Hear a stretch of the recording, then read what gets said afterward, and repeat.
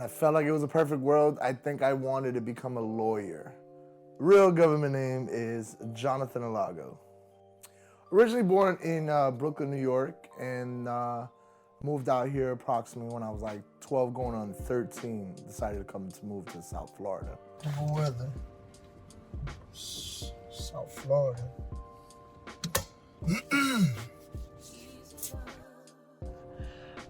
I was DJing for a while without a name because I didn't take it so serious. And then by the time I was a freshman in high school, my friend was like, at some point you got to come up with a name. And I was like, well, shit, you too, because I don't hear yourself say anything. And so our teacher gave us a thesaurus. And during class, we just looked through the thesaurus to find some names.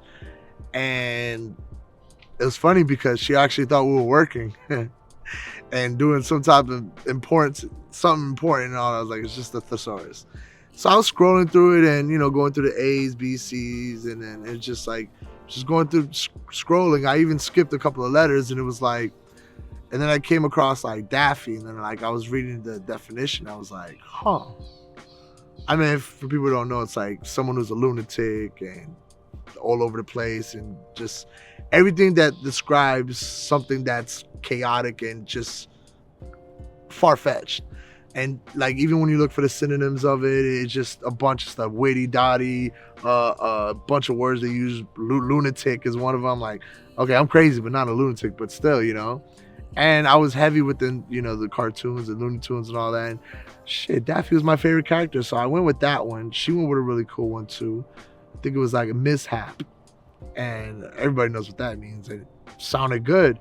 So those days we had names that day. That was the birth of Daffy right there.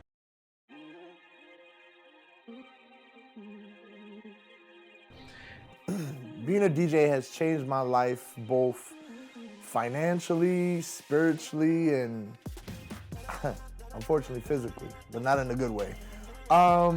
It's a vibrant thing. It could lift you up, it could put you down. And the fact that before, when I first started doing it, it was just to get my mind off things. I love listening to music, the culture about it, everything about it. I was so drawn and captured by it. And I mean, when I learned that you can make good money off of it, I basically learned how to, find a business aspect of it, which is, how to put a value on your name. And then I kind of saw like the behind the scenes of it, of how much money you would have to invest in yourself and the time and dedication. And it felt like a relationship that was treating me good. And, relationships have up and downs, but I felt like DJing was like a drug for me. And I wanted to get high all the time.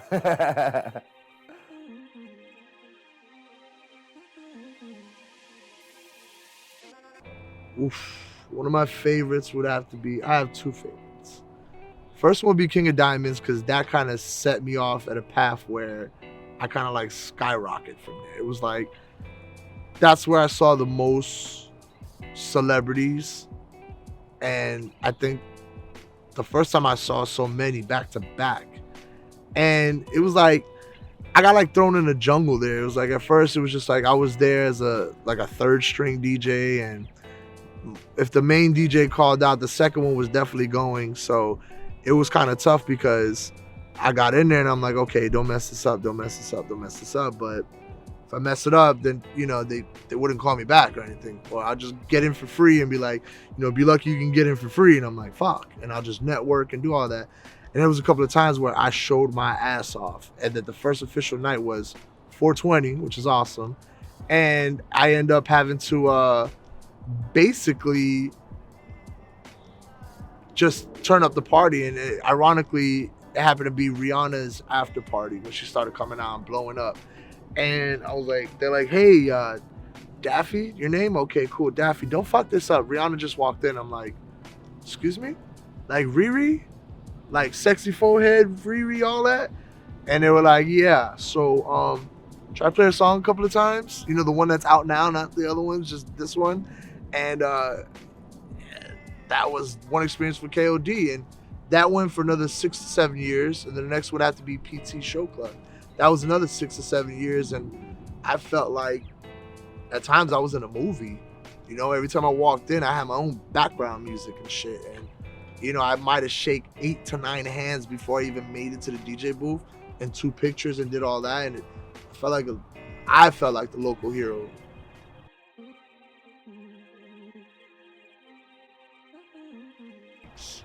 That's almost like asking me how many women I had sex with. It's kind of hard to, because I've been doing all ages clubs when I was like 17, 16. So I started doing clubs from there when, you know, back in the day it was cool for the kids to actually have a spot to go to. They didn't serve drinks, obviously, but I started with the little clubs that do parties, going into high school. And then when I hit high school, I was doing like big shit, like hard rock shit from like Passions, Pangea, all these big ones. And, you know, nobody knew I was 21, but I didn't get drunk or do nothing crazy. I just DJ'd, got paid, and I was out. And, but to give you a set number, I would say a safe over 100, maybe more, but I don't want to put something too far-fetched, but done a lot of clubs. Throughout the years, I like to have what I like to call a normal job in the midst of me DJing, because I usually DJ at nighttime, or if I do any private gigs, weddings, bar mitzvahs, divorce parties, etc., you name it. But I kind of like to get a real job sometimes, like a real normal job where, you know, regular customer service. I was manager at GameStop and a couple other places and everything, but, you know, the DJing world, it's like a roller coaster. Sometimes it's really good for you and it's going up, and then there's downtime. And with the pandemic, I know a lot of people saw that downtime, and that was like the perfect opportunity to let your creative juices explode. And, you know, you're gonna be a bum at home and sleep and get government help, or you're gonna actually do something to keep yourself occupied. Because I hear a lot of people complain about work and wish they had a day off. So when those people got those days off, I didn't see them do anything but follow what I did, which was create the environment, the party, and find a delivery system where you can deliver that experience to somebody's front door. And shout out to the crew that made it happen and had the great idea to include me in, which is Exotic Party Group. Shout out to EPG. They literally are what they say. They're an exotic party group. So exotics doesn't have to necessarily mean all sexual. It's something exotic, like a girl bringing a fucking snake to the party or something crazy. The fact is, we had that excitement and that enigma that you had to figure out delivered at your front door for a certain rate. And that's how we did in the pandemic to make it happen. But I feel like having a regular job and then doing the DJing, it separated the both, and it kind of like maintained my sanity, because, you know, I had fun at GameStop. I had fun doing things like that. So it's possible to have 2 regular jobs, but when there's a DJ being successful and wanting more, he's gonna find like a radio job, something that's like his own studio, do something, and then work within that field to try to have your exotic job have 5 to 6 micro jobs in the process. So that's what I'm trying to build on. I have no problem with getting my hands dirty and doing any job, you know, but I know where I'm at right now, and to go backwards would have to mean that I gave up going forward. So nothing against people with other jobs and everything, but I know what I'm built for. I know what I want. I've done every manual labor job. Never liked it, but only doing it for the paper. It just sucked. It sucked doing all those jobs and being too tired to hang out with my friends because I gotta wake up in the morning to do another. No, see, that's another thing. I am not a morning person. Yeah. If you don't wake me up with a blunt or a coffee, or that definitely make your day better. Yeah, or wake me up with like money in your hand or some shit, you're gonna get the wrath of Daffy. Like, I'm gonna be like, what the fuck are you doing? Because it's hard for me to go back to sleep. Yeah, yeah, that is. Especially as you get older, the sleep deprivation and the stuff on the job. You were talking before about the tinnitus. You know, the stuff with the ears, the ringing, and everything. Oh That's a pain in yeah, the ass. that one got like that one got me depressed when I was younger when they told me about that. Yeah, I was told by the doctor that, my eardrum was like the left side was like more sensitive than the right. yeah, I could hear it fine with both, but said give or take, your left one takes more of a beating. I'm like, doesn't make no fucking sense. yeah, Like, how is, I was DJing, I'm hearing out of both ears. If anything, the monitor was on the right ear. So I'm just like, I was like, yo, or maybe it was just fucked. I don't think that I'm abusing the left one more than the right one. yeah. And it didn't make sense to me. And I was like, all right, whatever. And then, I mean, throughout the years, like, it'll just start ringing a lot. Yeah. Like, just ringing, like, when you're in a club and you've been there for like more than an hour and you come outside or you go inside your car, which is totally quiet. Yeah. And it's like, you hear that because you just came from a club. It's been screaming all night. Yeah. Probably had your friends yelling at you in your ear and all that. Hey, so we getting another drink? Like shit like that, You ever shut the music off and find someone yelling in the crowd? Oh, yeah. Oh, well, as a DJ, I've done it. I'm an asshole. I've done that shit. Like, yo, why you yelling? And I put the music back on or something like that. It'd be hilarious because I see the girl, like, trying to really say what she's trying to say. Second thought, Sterling. Sterling? I'm getting confused. It's the place I used to go. But, yeah, it's going to be Sterling. She's going to be like, oh, where's he going? She'll keep following. But, yeah, it was a lot. And then he was like, well, what are you doing? And I'm like, well, I'm DJing. And then he's like, well, if you keep this up and your ear keeps acting up like that, you might partially go deaf out of the left ear. Mm-hmm. So I was like, that would suck. And so, like, it hurt a few times, a couple of ear infections. I just said fuck it at one point. It was just like, I stopped caring. And then, like, that's kind of like the story behind the lightning bolts behind my ear. Yeah. You can see, like, right there. Yeah, I see. You know what I'm saying? So I got that, and it kind of represent, like, back in the comics when they had, like, a lot of, like, they drew out their ad-libs. Yes. It's like, pow, zap, damn. Like, so it was, like, kind of, like, indicating it was damaged. Right. But in a comic view. Okay. Retro, vintage, however you want to see it. It was very old school to do something like, how they had, like, a picture of a speaker and you saw, like, they drew sound waves and whatnot. So this would just be, like, this coming out of my ear, like, you know what I'm saying? It would be like it being. That's your sacrifice. Like a static shock, like just a weak point, like you know what I mean? I don't want to say weak point, but like it was definitely a damage. It can be your Achilles heel if you're doing music. Yeah, but it's like from a cartoon perspective, and then like it's like just zaps out. So I thought it was cool, and I thought it was good for me. It made me feel comfortable with it. Yeah. Even telling the tattoo artist what it stood for. And well, it's a real thing that you're facing. I think acknowledging that that real life that's a real life injury if that could have happened. Yeah, that's a real life, like that could be mortality for your career. I mean, it didn't happen. He said by the age of like 22, 23 that I should it should get like real weak and I should hear like less volume on that. Okay. It hasn't happened really. And if it did, I feel like psychosomatically my ears balance the volumes out. I think, I understand. So if this was 75 out of 100, this was 100, they kind of met right there, gave them some spare points to balance them out. So they're all even. So that may be the case. How has being a DJ affected your life negatively? Negatively. Well, I guess we're all being honest here, but a couple of celebrities would have the same answer that I would have, including Chris Brown himself. When you become somebody in that industry and you went from being a a DJ that, oh, yeah, he's pretty cool, whatever, you know what I'm saying? To, man, that guy's the truth, that's this, that, and the third. What comes with that is a lot of hate, a lot of jealousy, a lot of envy, and a lot of free drugs. And I feel like that's been a lot of people's downfall, which would be the free drugs. I am not perfect. And no, I am not drug free.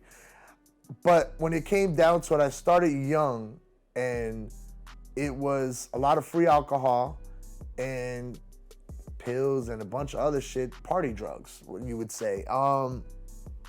Scary part about it is when you get so much for free, it's overwhelming. It's like, holy shit, I would pay this much, or someone would charge this much. And you don't want to become an addict. You don't want to become this, you don't want to become that, but it's so easy that you play somebody's song and get a $40 bag of weed, a $40 bag of some other shit. Hey, you like pills? You like partying like this? You don't want to feel a bitch and say no. So you'll take it, choose whether to do it or not. I learned that I do not like to smoke weed that much while I'm DJing. It is a downer, whether you get sativa, indica, hybrid, doesn't fucking matter. I just want to smoke when I'm smoking. And I could DJ and do all that, but when there's a big crowd, you got a celebrity walking in, you got to be on point. I say that because that is not my choice of drug to do while I'm DJing. Now, if a guy gave me a double shot of Hennessy, I'm fucking doing it. Liquor would be my drug of choice to do all that. And that's just the negative part, which would be the drugs. The other part of it is social status. My job is considered a hoe job. I've been single for 4.5 years, and I blame the job. I am not a hoe. If I was hitting everything at my job, I would not be this frustrated. I would not be this angry, never bitter. But it's kind of funny though. You meet a customer, you meet anybody, and you're like, oh, you must have all the hoes. I was like, I'm flattered that you think I'm Bishop Don Juan and I got these girls waiting for me in the parking lot. But let's be real, I'm here for my money. And I've had celebrity females, celebrities getting naked. You know what I mean? From the Black Chynas to the Cardi B's. Oh, I was there in that background. Oh yeah. Did I throw dollars? Of course, I was on break. Did I take a double shot and almost throw up and all that? Hell yeah. But guess what? I was single and living my best life. But yeah, that's the downside, is that you're never gonna have a female believe that you're honestly there just to DJ. Especially when you got all these models and vixens and Instagram pooties coming up to you, and it's like, they get jealous, they get insecure. I'm like, well, fuck off. This is my job. I'm not gonna move. I'm not gonna move on and everything. So that's as far as negative, but with all that negativity comes acceptance and growth. So whether I choose to accept that job's gonna have negative downfalls, it is what it is. I'm gonna have to move on from that. But yeah, the job does have some negative shit. You have some haters. You have some people that don't like the song you played, or there might be there's another one. You play a diss track that you don't know is really a diss track, and that other artist who's getting dissed is at that building. You may have a problem. You also might have a problem if you play any 6ix9ine in the club. But just saying, if you're not a DJ.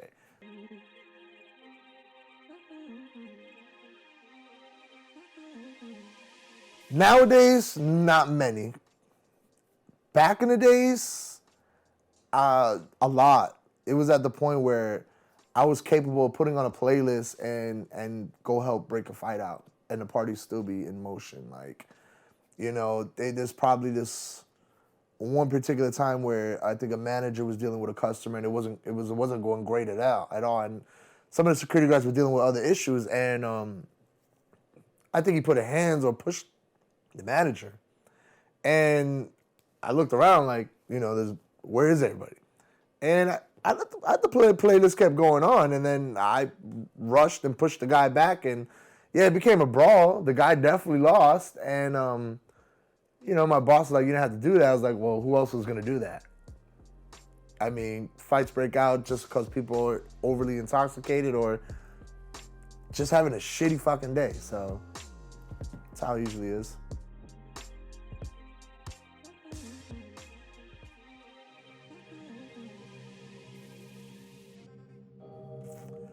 Oof, a couple of them.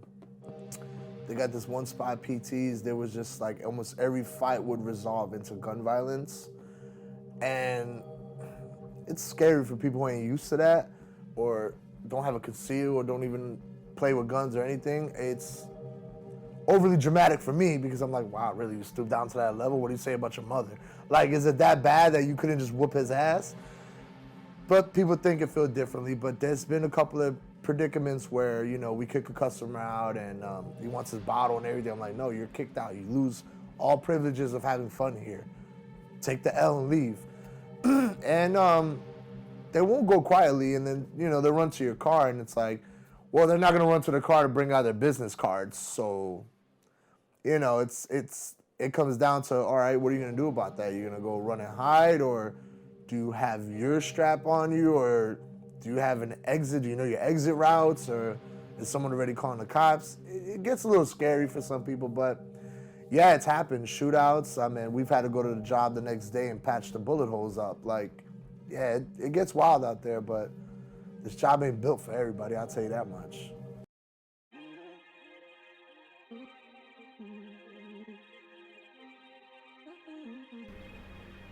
Have you ever experienced death while working as a DJ? Believe it or not, you would think that DJs don't have a story like that, and they'll like basically tell you it's all fun and tits and drinks and all that, but yeah, there comes a time where death actually shows up to the party, and I don't think anybody's ready for that, nor is he ever invited or on the VIP list. But believe it or not, yeah, death has been at a few clubs, not just one main club that I've been at, but a few clubs that I've experienced that where, yeah, someone didn't make it, or there was a body already there, or something crazy. I mean, from the story from PTs and A1 having that tragic incident happen, from me DJing, going on break briefly to go watch somebody obliterated from a semi truck, and you know, to watch that and have to be forced to DJ right after that, it takes a certain kind of person to do that, to put that poker face on, you know, or to have somebody at my other job that I had, a staff of mine, you know, he was a bar back over at the Ponies. Regular night, it was going good, it was going great, and you know, he looked a little pale, and I was like, you know, I hope everything's all good, you know, go take a Red Bull, go eat something, go chill. You're always working, it's slow. Wait for tonight to work. And crazy thing is, he just went into a seizure, and the seizure turned into a heart attack. His lips turned blue, he's on the floor. I'm over here trying to, you know, give him CPR and do everything that I can, and I'm literally watching his soul leave his body. Like, he's like my skin tone. We're both Puerto Rican. We both have that light bronze, even if you don't go in the sun. He turned pale white, and I saw his lips turn blue purple. I thought that happens within time. His soul instantly left, and that freaked me out because I knew right there and then, it don't matter if EMS came, it don't matter if anybody came, he was dead.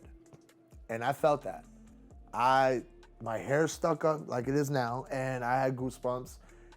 And mind you, I put a playlist to run downstairs because I DJ upstairs. So I had to run down 2 flights of stairs to go watch this man die. The club went on. He died 4 hours before the club closed. We found out he died an hour later when the cop came back in. It's been a lot. So it could be from drama and violence at the club, or literally a freak accident, coworker dying right there on the spot. Natural health causes. He didn't take a drug and then got fucked up and died. No. He was bar backing. He felt like crap and dropped right by his station. And it's a little shaky, but it's like I have literally no time to mourn. I literally have no time to do anything but to DJ because I I guess you're gonna get distractions all your time, but I don't know that many people who could do what I did and still get paid and get away with it and say, hey, you did a great job, considering all. I'm like, considering I watched someone just die in front of me, yeah, that's a big deal. Can I go home now? It sucks, bro. It really does. Everybody thinks it's the lime life, the glam life, everything, and it sucks sometimes. But who are you gonna talk to? And that's why they say, when they say, the show must go on, because everybody gets pushed. You do it. You bear down, right? You end up Those words that you said. That's rough. I'm supposed to get that tattooed on my chest. I had a best friend of mine, name is K Chin, DJ K Chin. And I called him and told him about that story. And he told me those words. He's like, bro, what are you gonna do? The show must go on. And he passed away too. And that was a DJ that, there was two DJs that passed away that scarred me deep down inside. K Chin would have to be that one because he died literally doing what he was doing best and what he loved. And rest in peace to that man. He was DJing at Jazz at the Gardens. And, he was getting booked for that. And I was in Art Basel. He's at Jazz at the Gardens. We're like next door.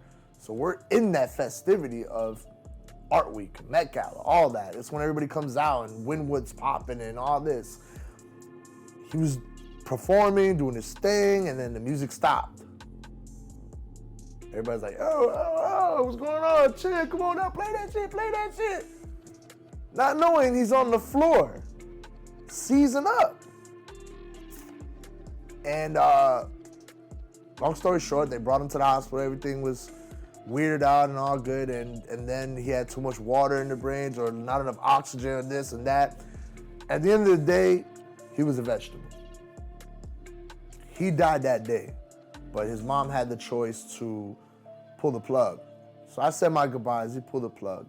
And then I had to deal with Prince Marky D's death. And that killed me too because he was losing weight, he was getting healthy, but I think he was fighting with health issues long before, like when he first started joining the Fat Boys. And that was another mentor of mine who started with me in the King of Diamond days. Same thing with K Chin and everybody else. So that one scarred me the most, was those two. And, besides the natural disasters, all the other events, to watch a mentor die and still say that you're going to be one of the greats, it plays in my head, but it also messes with my head a lot.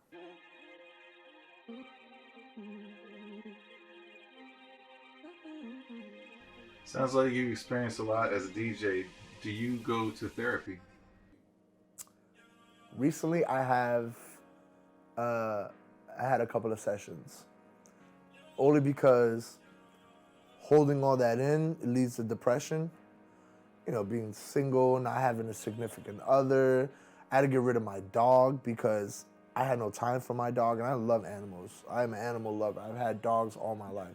But it was not fair to have a dog be in a cage for so long, or a dog knowing your emotion, your pain, and you not wanting its help. It's not fair. So I chose to lock myself up until I eventually went to therapy. And even then, I knew my problem, but I had to talk to someone neutral, not a family member, nothing. I was like, yeah, I feel you, bro. Like, do you? Because I don't even feel what the hell I'm feeling right now. So, yeah, and I feel like nobody should be shy about it or even disappointed or anything. Just that therapy is healthy. It's good if you can afford it. It's not for everybody because people don't like other people telling them stuff. But sometimes you need that. You need criticism. You need someone to tell you, yo, you are messing up. You gotta do this, dog. If this makes you feel better, do that. But you gotta take baby steps. Everybody's trying to make all that happen overnight, and that's why they need more therapy. So I needed a little bit of therapy, not a lot. Just someone to talk to. What are things that keep you grounded? Say it again. What are things that keep you grounded? Well, a lot of praying and, believe it or not, video games. I play some video games. It'll calm me down. It'll keep me intrigued into something else. It'll separate me from whatever drama or everything I got going on. And it's like I gotta constantly remind myself that there's better things to do. You know, there's keep your mind going, but at a good positive rate, because some times where anybody can go to a dark place. But I feel like what keeps me grounded would have to be, my immediate circle, some family members, and a lot of strategical games, or I'll even play a good board game if you have one, but something to get my mind off anything negative is what I usually shoot for. But that honestly would have to be video games that keep me grounded. What are your favorite things to do? Favorite things to do, I honestly would say I like to go jet skiing. I like to be in the water. I like to be around water. I think it's soothing. I think it brings out the best in me besides DJing. Then I'm a Cancer. I'm a water symbol, so I like to be around water. I like to be around something that's like nature. I like nature shit right there, because a lot of people don't see that, especially people who work at night. They just see nighttime. That would be me. So yeah, that's usually my stilo sometimes. No side hustle. I've had thing is, I guess starting in it's also a good question a lot of people ask is it's good money and all the other stuff, and yes, it's very good money into what I do, and sometimes good at the point where you buy ignorant shit. Yeah. But some of this stuff has a really good resale value. Yeah, but it's like at the moment, it's gonna take a couple of years for someone to be like, hey, you know what? That was a pretty good investment, bro. You made some good money. But little did they know, like 3 to 5 years ago, they were like, bro, you're such a loser. Like, who the hell buys this shit? What the fuck are you gonna do with it? You're just gonna hang it up? You're just gonna put it on like, hey, yeah, bitch. I kept it in fucking pristine condition and shit, Yeah. So it was like, I had shoes in there, and it's crazy, the shoes that I just dropped off for the receipt says 2016. You know, on these days for 5 years. Yeah. Great condition, too. I'm talking about it never touched the ground. It never had a foot in it. Yeah. Ever. You're going to be making a right. Your next available right. You're making that. And there's a lot of motherfucking goats. Yeah, it is. Damn, motherfuckers is out. They cut all those trees and all that shit. Yeah, so you'll turn on this block. Right? Yeah. And it's just crazy because I took pictures and inventory of all my shoes, and one of my best friends was like, yo, you also have to start wearing them, because if not, they get damaged if you just stay in there, no oxygen or no dehumidifier and all that other stuff. And it's true. Like, you know what I'm saying? You kind of got to know your shit. Know your material, your leather, your suede. Jordan had so many different style of shoes, including the Nike SBs and the Dunks. And it don't got to make sense to you, but just know there's shoes out there that are anywhere from 500 to 100K. Makes no fucking sense why you would spend 100K on a pair of fucking shoes. I don't care how much money you have. That's stupid. You can buy so many exotic shoes, and nobody's even gonna care and have knowledge that those shoes are 100K. You have to be the douchebag and the guy to be like, you see them shoes? They're 100K, bro. Like, you know what's gonna go through my head? I'm probably gonna rob you. But you can't just, I don't even think it's a cool conversation starter. I think it's you being a bougie bitch, and that's the stupidest decision you ever made. Hanging right here, and you're at your destination. Oh, nice, you got geese over here. Mm-hmm. They rude as fuck, though. Move out the way. Right? Car's hurt. Look at them. He's all muscled up. Look at it. They fighting. Square up. Square up. Oh, square up, son. Yo, he didn't just put his wings out there like, oh, the lake is closed for water activities.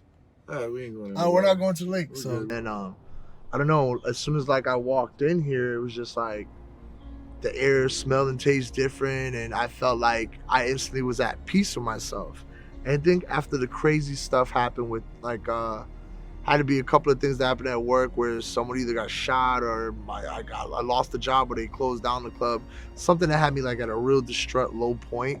I came out here and it was just like peaceful. Like I look back and I'm just like, yo, like I'm really calm and relaxed and meditate over here. It's like my happy place. I meditate here. I work out here. You know, I got injured a couple of times with my back and my leg, and got certain areas where you walk at where it's like good for your body and your soul. But sometimes it's time to get off your fat ass and do something. So this is what I did, and it's local for me. So I kind of enjoyed the fact that I could be peaceful here. I could rest here. I could chill. Hey man, everybody needs a happy place. And it ain't the booty club half the time, so sorry to tell you that, but it's not the booty club. It's here.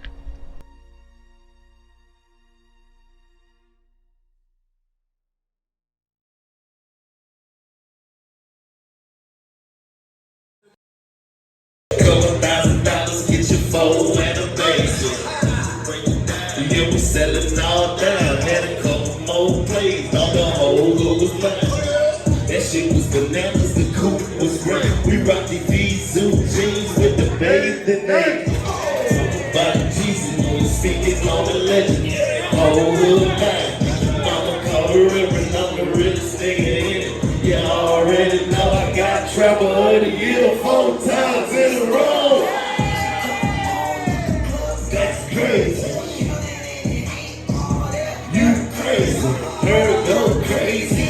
Now that's crazy. Everything TV touch so crazy.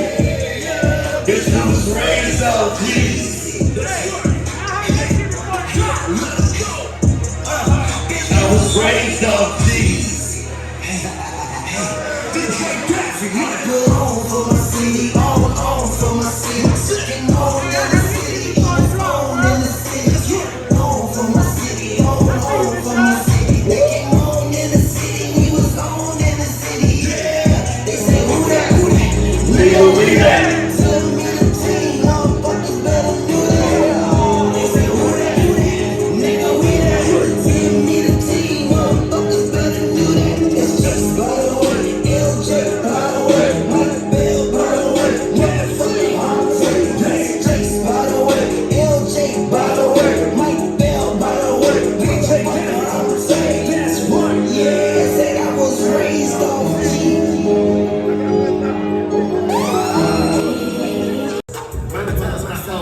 Money dripped and floss. They was ask my coach. Double M next roast. I don't work, I bounce. Nothing free, I cost. All this money I lost. All this money I lost. If you talking about the girl that I ain't seen. If she told you she was me, bitch, believe her.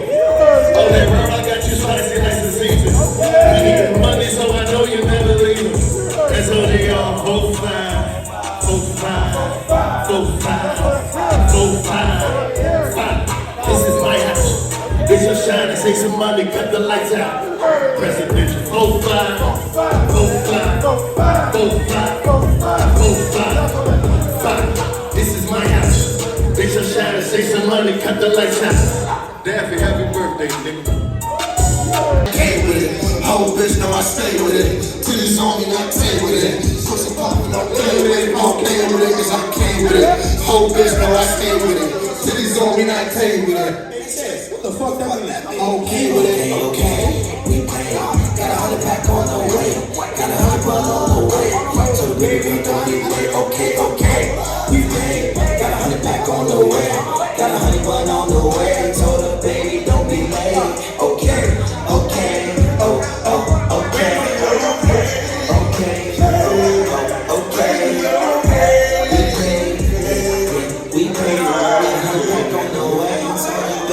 She say I'm on my city, girl, she tryna get food out. She said she wanna see my image from a new route. So I said, penthouse close. She said, no doubt. She want me in her on the balcony. Make sure that she's on it. I'm like, damn, we just with the shit. Really is with the shit. We start to play all up in the quick. I stand up in that shit. She start to say, don't stop, get it. Don't stop now. Don't stop, get it.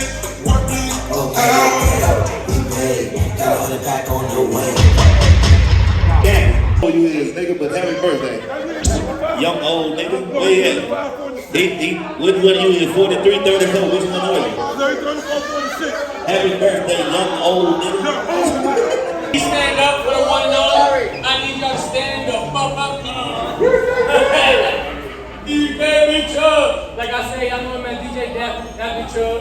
Big Chubb, happy birthday. We about to sing this bitch. I need everybody's vocals to be on point, please. Yeah, everybody got to stand up, no disrespect, because then we have a problem. Thank you, everybody.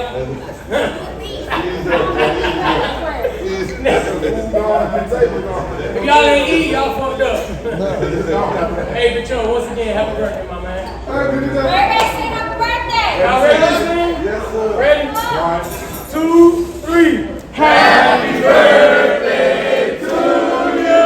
Happy birthday to you. Big Chubb. Happy birthday, Big Chubb. Happy birthday to you.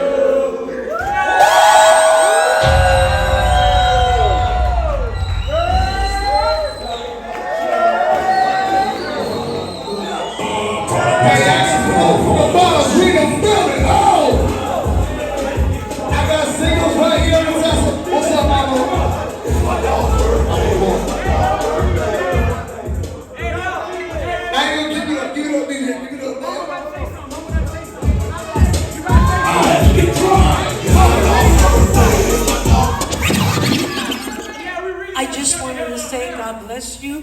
I love you. You're my John John. 20, 30 hours of labor for him. Thank you, appreciate that. I appreciate that. Tomorrow, I got to go to that work. One time, I'm going to cut the cake, drink, appreciate that. Well, one nation, please, and thank you.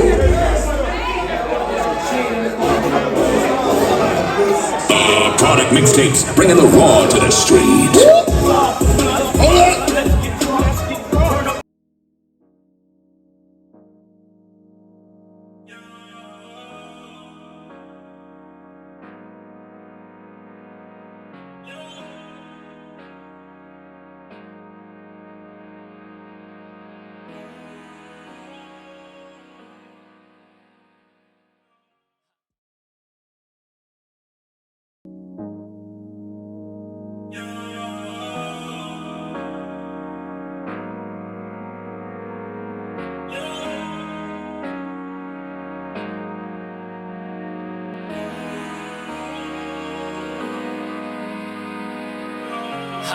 If you're looking for some work, just gotta tap in.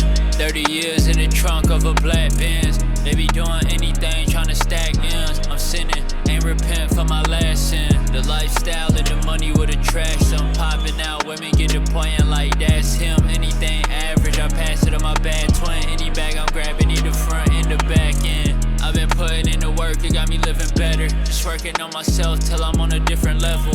Anything less than an M is really disrespectful. Anybody talking about a deal is really with the devil. Racing seats and the engine built for high performance. Given the experience, the price is not important. And she asked, do I love her? I say kinda sorta. Me and my supply on the flight like sayonara. Not the type to fall in love with, but I try to warn you. Glowing purple, Cleezy got a different type of aura. Ignoring calls in a meeting with executives. Come to an agreement, better reading from the Exodus. I'ma drop a bag on it even when it's speculative. Can't have a mask on, I'm leading from the precipice. Delegating tasks, I'ma teach you how to measure it. Calling up Brazil, now I'm speaking with a relative. Moving diplomatic, they gon' treat me like the president. Class of my own, gotta meet me at my residence. Self-discipline, the achievements come from excellence. Self-discipline, the achievements come from, yeah. Phone blowing up, got me speeding past the exit, so I had to make a word. Now she keeping track of messages. Generous society got me seeking class and elegance. Kicking down the door, then I'm reaching back to let them in. High test coursing through my vein. Bloodthirsty for the fortune and the fame. Step into my city, get extorted for your chain. G-force got me gassing while I floor it through the lanes. Foot off the brake and I'm gone. Foot off the brake and I'm gone. Foot off the brake and I'm gone. Foot off the brake and I'm gone. Foot off the brake and I'm gone. Foot off the brake and I'm gone. Foot off the brake and I'm gone. Foot off the brake and I'm